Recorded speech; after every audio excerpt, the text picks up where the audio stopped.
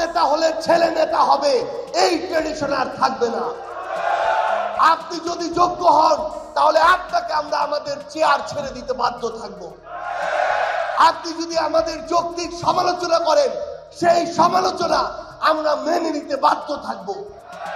আমরা কোনোদিন এটা মনে করব না যে এ আমার সমালোচনা করছে, তাহলে আমার প্রতিপক্ষ, একে সাইড করতে হবে। এই মাইনাসের পলিটিক্স আগামীর বাংলাদেশে আর থাকবে না।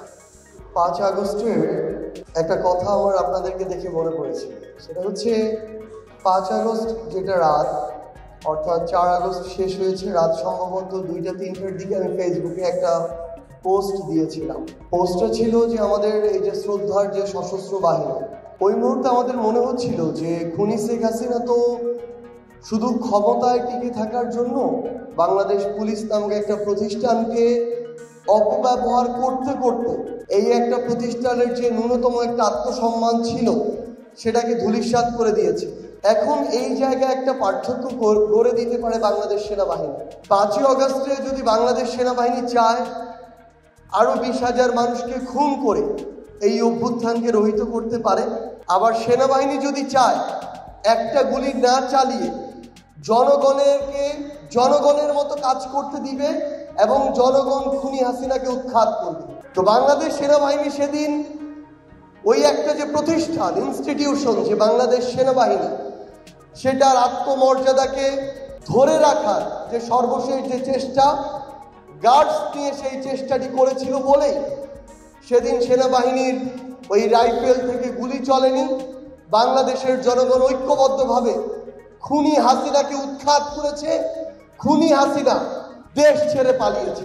তো আজকে যখন আমরা এই একটি প্রোগ্রামে আসার পূর্বে আমরা ভাবছিলাম যে আমরা আমাদের সেই যোদ্ধাদের সাথে আবারও আজকে একত্রিত হতে যাচ্ছি, যেই যোদ্ধারা শুধু বাংলাদেশের ভোটার নয়, বরং যাদের সেই ট্রেনিংটি রয়েছে, যখন প্রয়োজন হবে তারা রাজপথে আমাদের সাথে কাঁধে কাঁধ মিলিয়ে সামনের সারিতে থেকে লড়াই করবে, আবার যখন প্রয়োজন হবে তখন দেশের সার্বভৌমত্বের দিকে যদি কোনো শকুন নজর দেয়, সেই শকুনদের চোখ উপড়ে ফেলবে। আমরা আজকে আপনাদের সামনে আমরা কি করতে চাই সেটি তুলে ধরতে এসেছি, আমরা আপনাদের থেকে কি চাই সেটি বলতে এসেছি। আমরা আমাদের জায়গা থেকে স্পষ্ট মনে করি যে বাংলাদেশের প্রত্যেকটি গ্রামে, প্রত্যেকটি ইউনিয়নে, প্রত্যেকটি উপজেলায় বাংলাদেশের সশস্ত্র বাহিনীর একজন সৈনিক হোক, একজন অফিসার হোক, তাদের পরিবারের অন্যরকম একটা সম্মান থাকে। আমি প্রত্যন্ত গ্রাম থেকে উঠে এসেছি। আমার বাড়ি থেকে বাংলাদেশের যে সীমান্ত তার দূরত্ব হচ্ছে মাত্র 3 কিলোমিটার। আমরা সেই জায়গায় দেখেছি আমাদের গ্রামে একজন সার্ভিক কিংবা অবসরপ্রাপ্ত সৈনিকেরও কতটা সম্মান থাকে।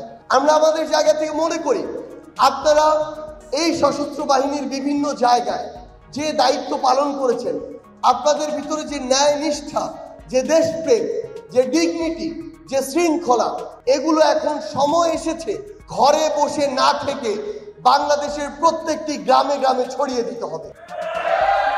আপনারা যখন আপনাদের এই অবসরের পরে ঘরে চলে যান, পরিবারের সাথে সময় কাটান, তখন সবচেয়ে বড় যে সমস্যাটি হয় যে আপনাদের যে তুলনামূলক অযোগ্য মানুষগুলো অর্থকে সামনে রেখে, ক্ষমতার অপব্যবহারকে সামনে রেখে, চাঁদাবাজিকে সামনে রেখে, দখলদারিত্বকে সামনে রেখে ওই এলাকাগুলোতে রাজনীতি করে এবং আপনাদেরকে বছরের পর বছর, দিনের পর দিন তাদের নেতৃত্ব মেনে এই ভোগান্তিগুলোর মধ্য দিয়ে যেতে হয়।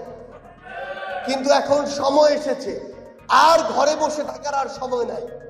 আপনারা এখন আপনাদের জায়গা থেকে আপনাদের ওয়ার্ডে, ইউনিয়নে, উপজেলায়, জেলায় আপনাদের দায়িত্ব নিতে হবে আগামীর বাংলাদেশে ওই ন্যায়, নীতি, নিষ্ঠা, দেশপ্রেমকে সামনে রেখে আপনারা আগামীর বাংলাদেশে নিজের জায়গায় ফিরে গিয়ে হয় একজন চেয়ারম্যান হয়ে উঠুন, একজন মেয়র হয়ে উঠুন, একজন কাউন্সিলর হয়ে উঠুন, একজন এমপি মন্ত্রী হয়ে উঠুন। আমরা আমাদের জায়গা থেকে আপনাদেরকে অনুরোধ করছি, আজ থেকে শুরু করে আপনারা নিজের এলাকায় গিয়ে যার যতটুকু মনে হয়, যতটুকু কর্মযজ্ঞে আপনারা কাজ করতে পারবেন, ততটুকু জায়গায় আপনারা কাজ করা শুরু করুন।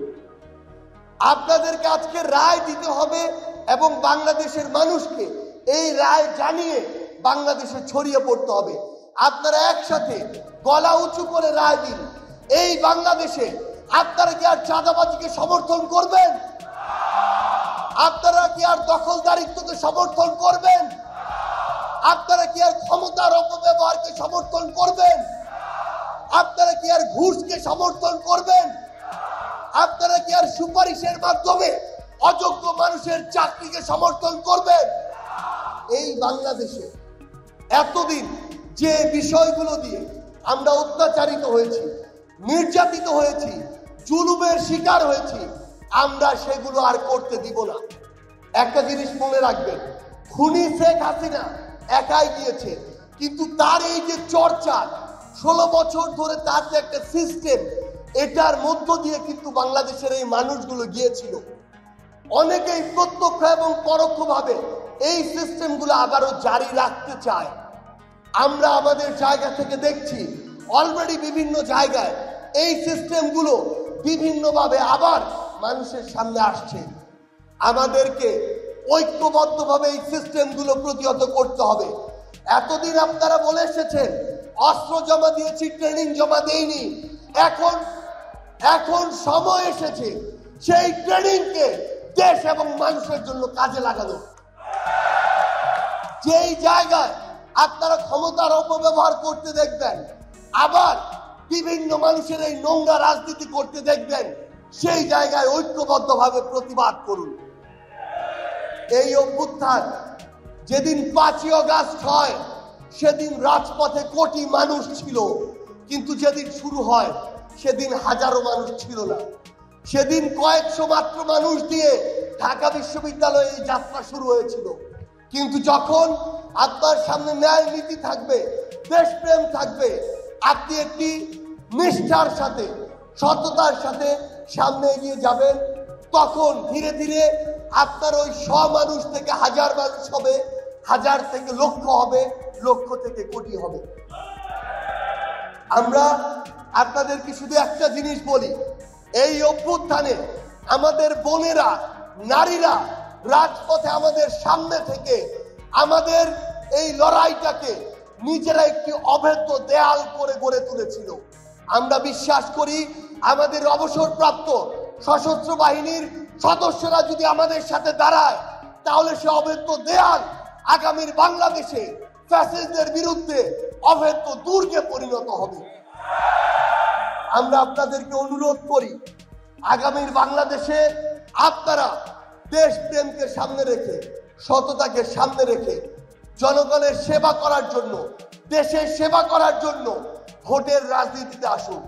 এই রাজনীতি ভোটের রাজনীতি শুধু নয়, এই রাজনীতি ভোটের রাজনীতির মাধ্যমে যেন জনগণের রাজনীতি হয়। আপনাদেরকে একটা জিনিস বলি, আমরা যে রাজনৈতিক দলটি করতে যাচ্ছি, এখানে কোনো পরিবারতন্ত্র থাকবে না। বাপ নেতা হলে ছেলে নেতা হবে, এই ট্রেডিশন আর থাকবে না। আপনি যদি যোগ্য হন, তাহলে আপনাকে আমরা আমাদের চেয়ার ছেড়ে দিতে বাধ্য থাকবো। আপনি যদি আমাদের যৌক্তিক সমালোচনা করেন, সেই সমালোচনা আমরা মেনে নিতে বাধ্য থাকবো। আমরা কোনোদিন এটা মনে করব না যে এ আমার সমালোচনা করছে, তাহলে আমার প্রতিপক্ষ, একে সাইড করতে হবে। এই মাইনাসের পলিটিক্স আগামীর বাংলাদেশে আর থাকবে না।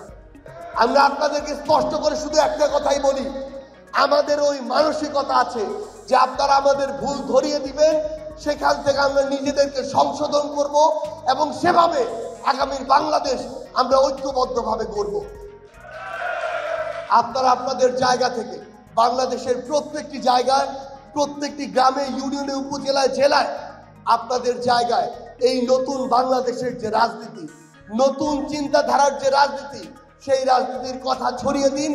একটা জিনিস মনে রাখবেন, আমরা যদি আমাদের জায়গা থেকে আমাদের ব্যক্তি স্বার্থ, গোষ্ঠী স্বার্থ, রাজনৈতিক দলের স্বার্থকে এক পাশে রেখে জনগণের স্বার্থ, দেশের স্বার্থকে সামনে নিয়ে কাজ করতে পারি, তাহলে আগামীর বাংলাদেশে কেউ আমাদেরকে আর রুখতে পারবে না।